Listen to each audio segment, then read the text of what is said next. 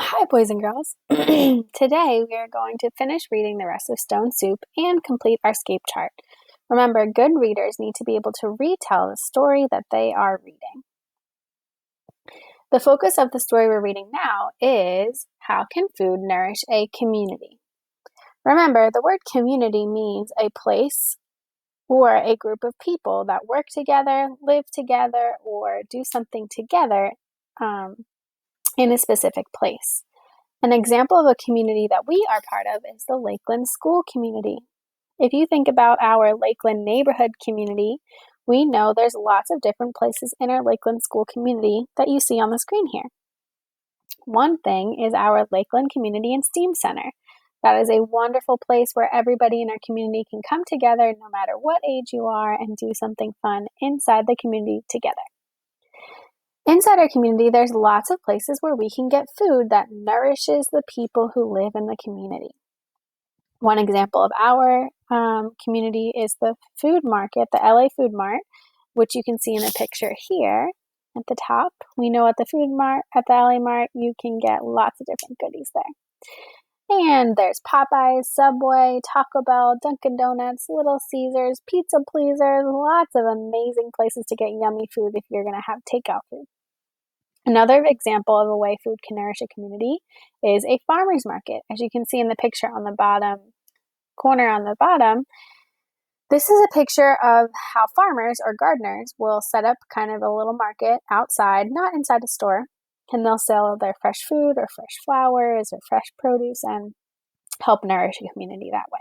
So, yesterday we worked on filling in the details of settings, characters, and we started our actions details. Today we are going to work on our problem and ending. Does anybody remember what the settings and characters and first actions were from yesterday?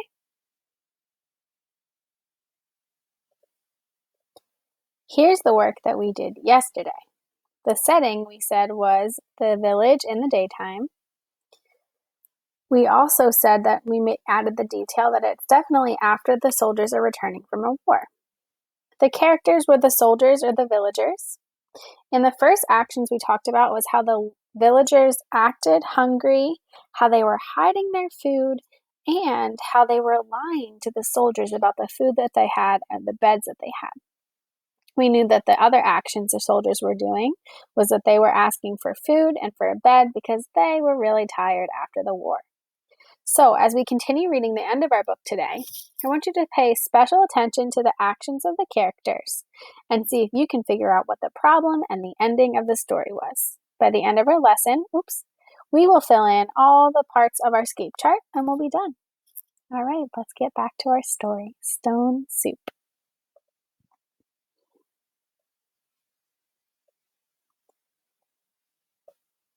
Okay, here's the tab that we finished. That we stopped on yesterday. Then the soldier called out, "Good people!" The peasants drew near. "We are 3 hungry soldiers in a strange land. We have asked you for food and you have no food. Well then, we will have to make stone soup." The peasants stared. Stone soup? That would be something to know about.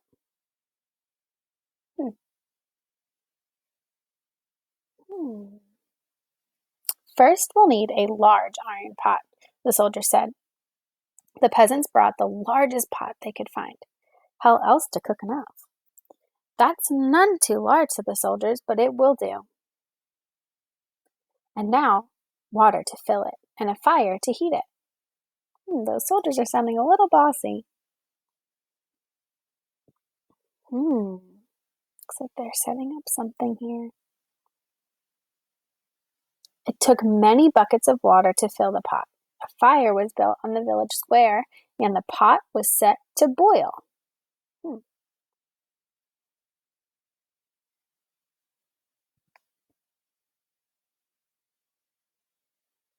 Wow.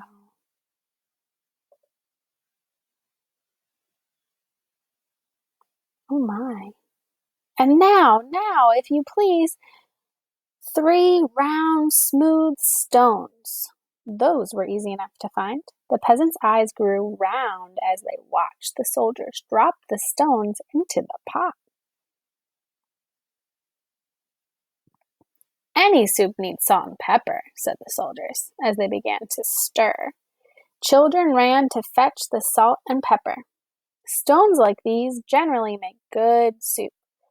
But oh, if there were carrots, it would be much better. Why, I think I have a carrot or two, said Francois, and off she ran. She came back with her apron full of carrots from the bin beneath the red quilt. There's those tricky soldiers. They've got all these extra carrots in the picture, and they're stirring away. A good stone soup could have cabbage, said the soldiers as they sliced the carrots into the pot. But no use asking for what you don't have.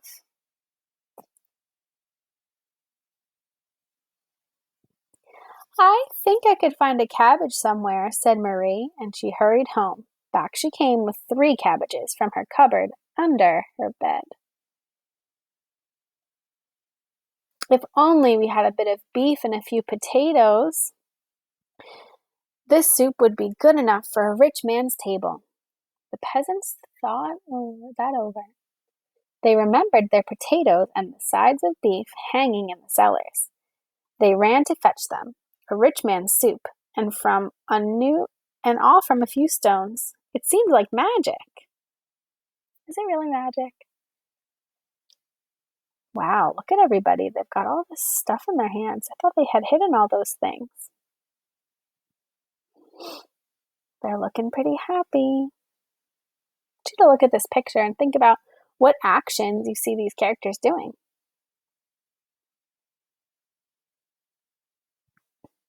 Here's some even more actions that the soldiers are doing. Ah, sighed the soldiers as they stirred in the beef and the potatoes. If only we had a little barley and a cup of milk.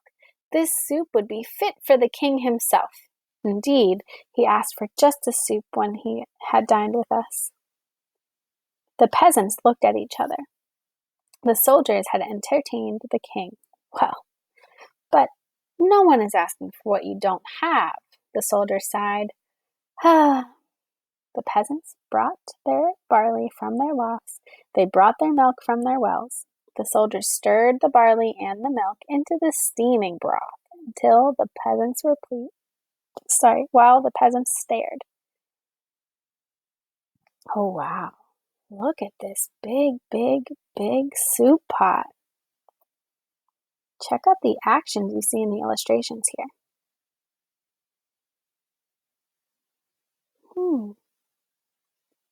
At last, the soup was ready. All of you shall taste, said the soldiers. But first, the table must be set. Great tables were placed in the square, and all around were lighted torches. Such a soup! How good it smelled! Truly fit for a king. But then the peasants asked themselves, would not such a soup require bread and a roast and cider? Soon the banquet was spread, and everyone sat down to eat. Never had there been such a feast. Never had the peasants tasted such a soup, and fancy, made from stones. Wow, they all look really happy.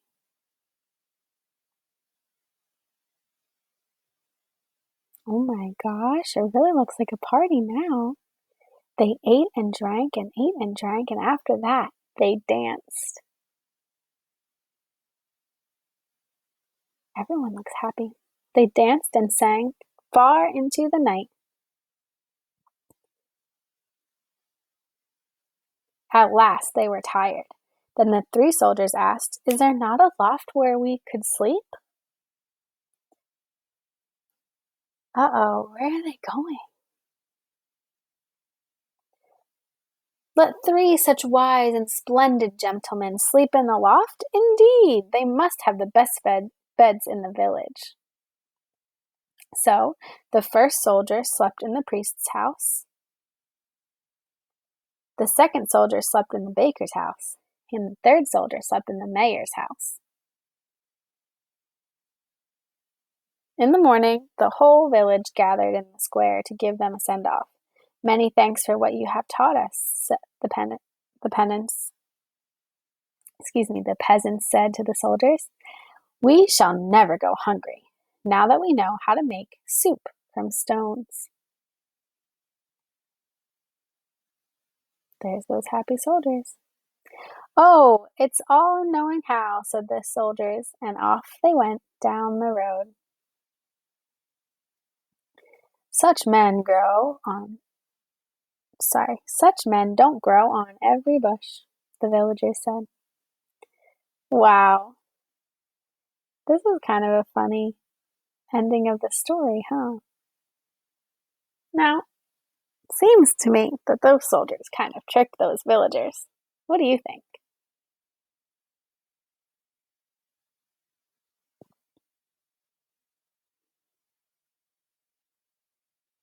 In the story, I saw that the villagers definitely acted hungry and they hid their food and their beds. And we also saw the soldiers ask for food and a bed. But then we saw the soldiers and the villagers make some stone soup together. Now, we noticed that the soldiers kind of tricked the villagers into helping them, right? The big thing that they did together was they made stone soup all together. We know some of the important actions was that those villagers went back to their houses and got all those materials that they had been hiding. And then at the very end, then they said they had no beds. They gave these soldiers the best houses in the village. Can you believe it? They really, really tricked those villagers. So there was a couple problems that we saw in this story, right?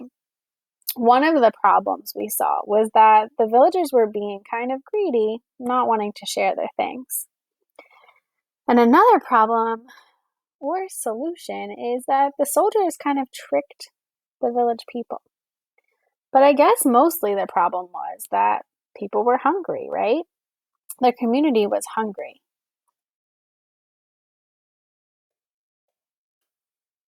And the soldiers and the villagers all needed food because everybody's body needs food in order to survive, right? So by the end of the story, the villagers and the soldiers ate a feast together. Oops. And they were able to find a place for the soldiers to sleep. So, if you're working on your SCAPE chart at home, you can help finish the SCAPE chart by adding details to your action section. I only wrote a few in my box, but if you have a big notebook page, you can add all the actions that you saw of both the soldiers and the villagers. There were some funny things that they did in this story. We know that the problem was that the community was hungry. They needed food to nourish them. And by the end of the story, the villagers and the soldiers ate a feast together. They did a really nice job. So that's the end of our lesson for today. Thank you so much for working hard, and I can't wait to see your great work in your notebook. Thanks, friends. Have a great rest of your day.